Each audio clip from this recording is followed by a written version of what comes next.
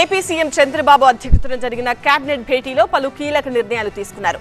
మొత్తం 55 అంశాలపై సుదీర్ఘంగా చర్చించిన మంత్రివర్గం పెట్టుబడులు, పర్యాటక రంగమే లక్ష్యంగా పలు కీలక నిర్ణయాలకు ఆమోదం తెలిపింది.